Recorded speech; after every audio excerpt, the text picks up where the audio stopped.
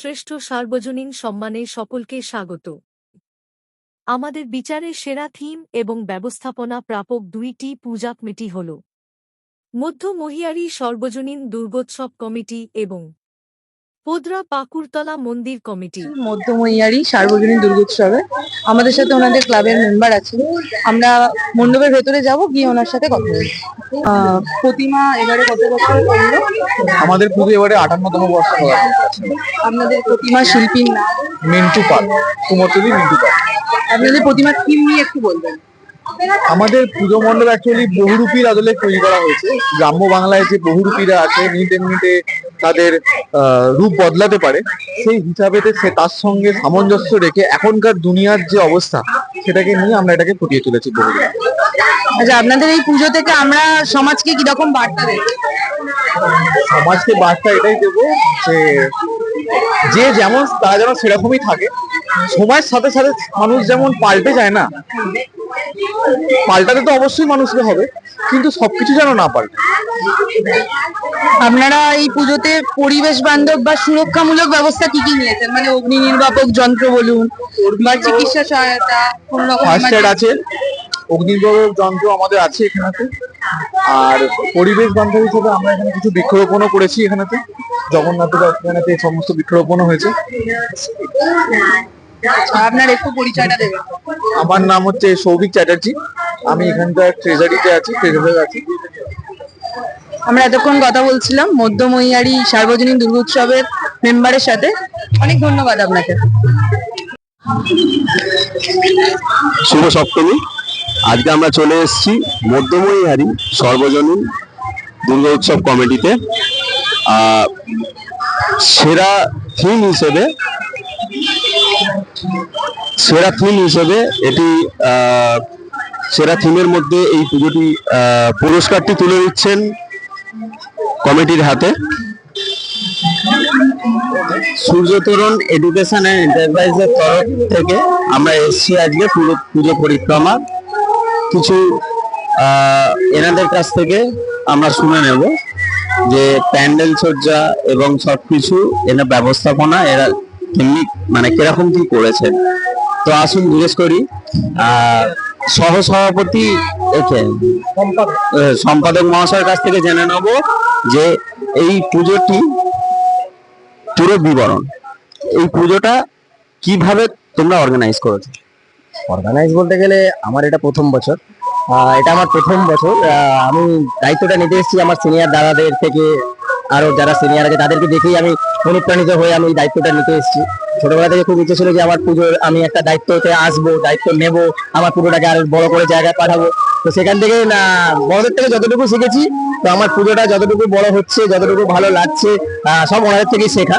তো আমি চাইবো আগামী দিনে আরো বিশাল কিছু বড় কিছু করার, আমাদের ক্লাবটাকে আরো বড় করে ভালো জায়গায় নিয়ে যাওয়ার। তো সেই অনুপ্রাণিত আমার পুরো টোটালটা আমার সিনিয়রদের জন্য আমি করতে চাইছি। আর সেই জায়গাটা যাতে আগামী দিনে আমি পাই, আর সেই সাপোর্টটা টোটাল আমার দাদারা সব দেবে আমাদের পাশে থাকার জন্য।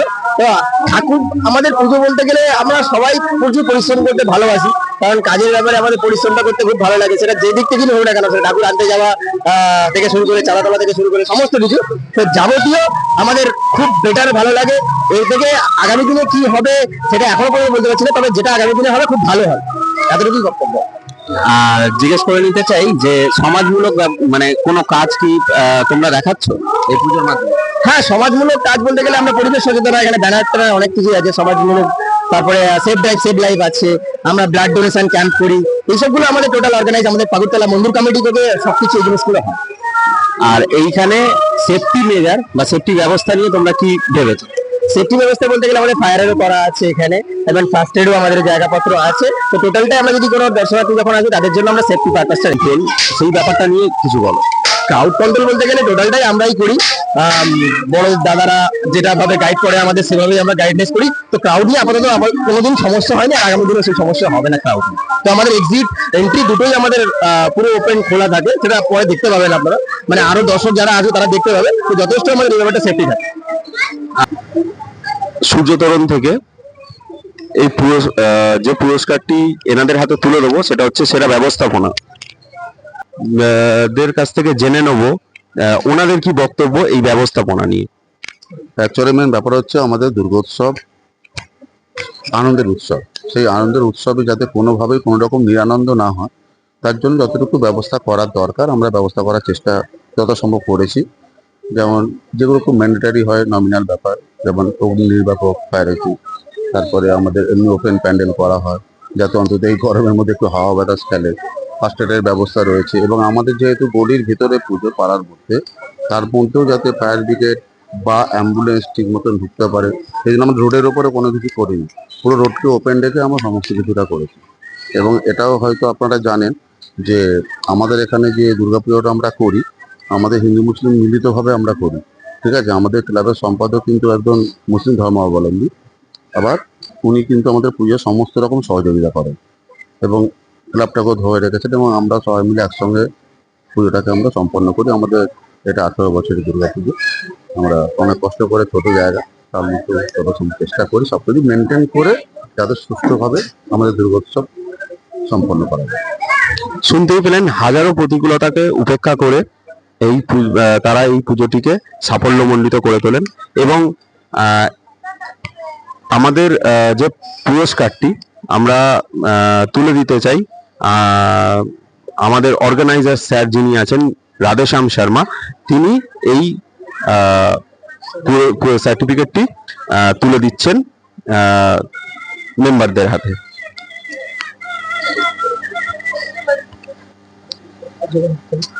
একটা জোরে হাততালি দেবেন সবাই।